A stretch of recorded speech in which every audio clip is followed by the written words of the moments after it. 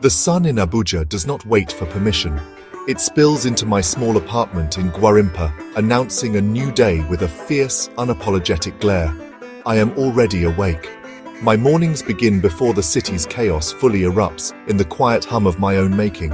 I sit at my worn wooden desk, the laptop's glow a soft contrast to the dawn. Here, I am a builder of digital things. I write code for clients who exist only as email addresses and project briefs. Their problems solved with lines of text that pay for my rent, my food, and my solitude. It is clean work, logical and predictable. It is the solid ground beneath my feet. But the code is not the song in my heart. That belongs to poetry. After the client work is done, I open a different document. A blank page, white and expectant. Words tumble out, sometimes in a flood, sometimes in a trickle.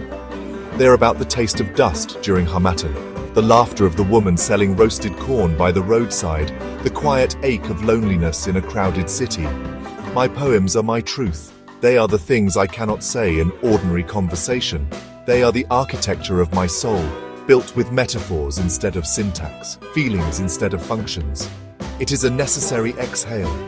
My body also needs its own rhythm.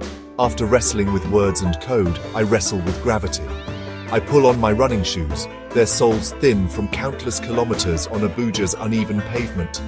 The air is thick with the smell of diesel fumes and frying akara, a scent unique to this city. I run not just for fitness, but to feel the city beneath my feet, to feel the strain in my muscles, the sweat on my skin. It is a reminder that I am alive, that this body is a vessel capable of carrying me through long days and even longer dreams. It is a physical prayer, a conversation between my flesh and my will. Living alone is a choice. It gives me the space to hear my own thoughts, to exist without the constant negotiation of sharing a space. My apartment is spare, uncluttered. A bed, a desk, a small kitchen, and a bookshelf overflowing with the works of others. It is a fortress of solitude, but not one of sadness. It is here that I can be all the versions of myself at once, the tech professional, the poet, the athlete. Each role feeds the other, creating a life that is mine alone, a quiet, steady beat in the loud, vibrant drum of Abuja. This is my foundation. My dreams have wings. They are not content with the red soil of Nigeria, they yearn for the snow of Kyoto, the cobblestones of Prague, the bustling markets of Marrakesh. I spend hours online, not just working, but wandering.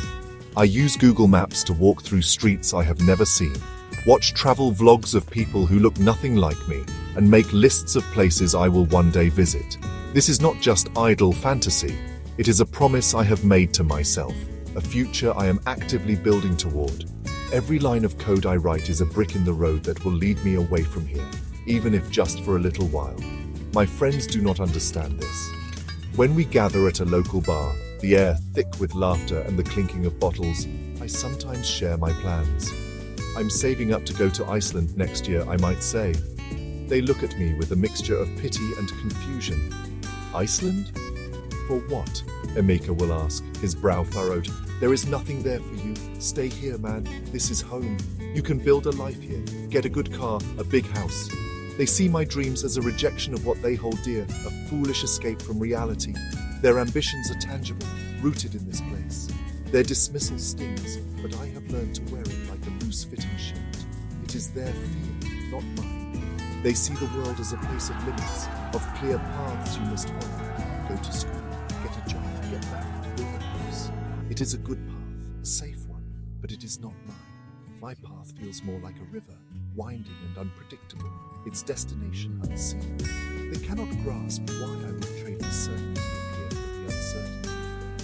You are just chasing clouds, another friend Ada once told me, shaking her head as she took a sip of the chapter.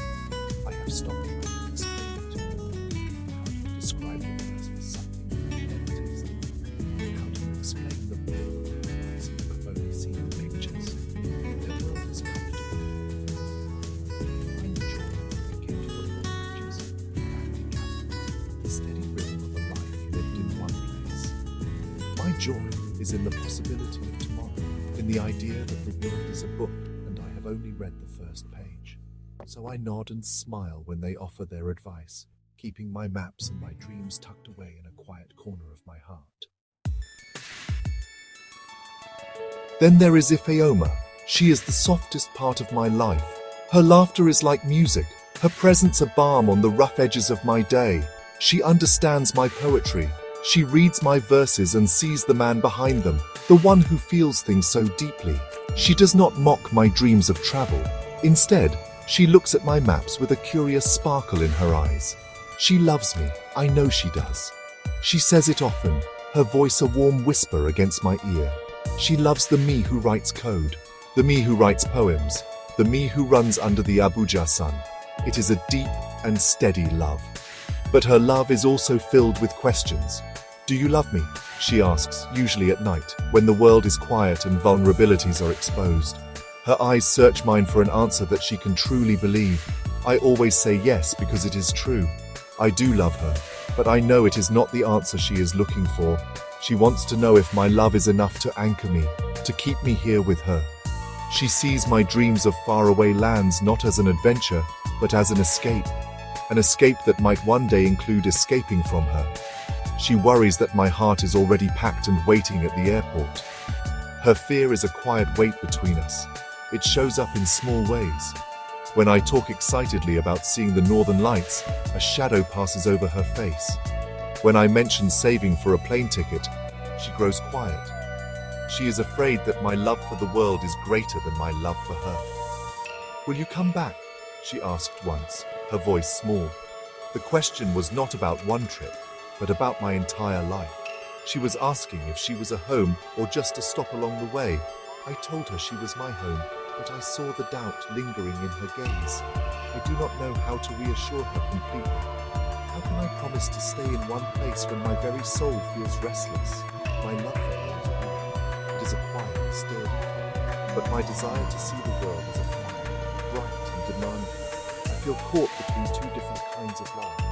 One is a safe harbor, a place of comfort and deep affection.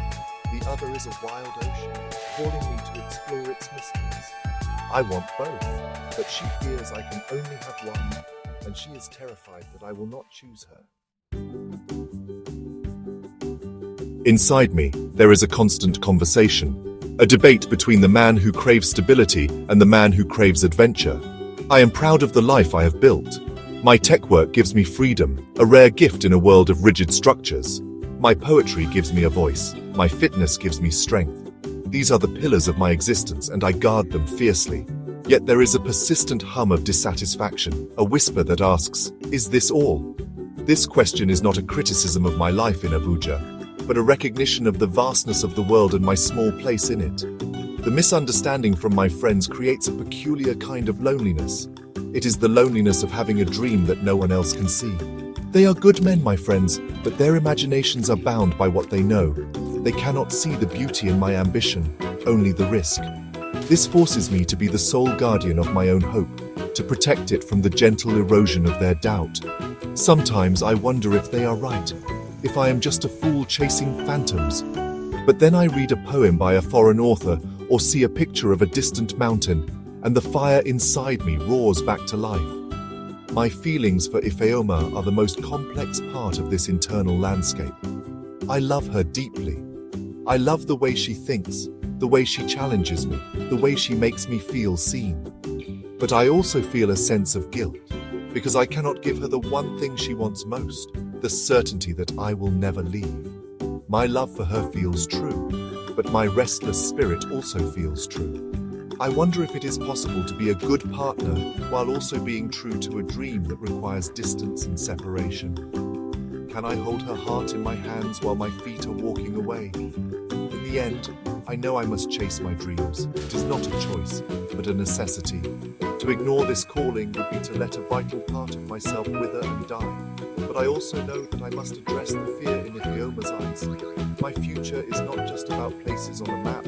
It is also about the people who inhabit my heart. My hope is to find a way to navigate both. Perhaps my journey is not about escaping, but about gathering stories to bring back home. Perhaps I can convince her that my travels will not diminish my love, but expand it, giving us a bigger world to share. The final verse of this story is not yet written.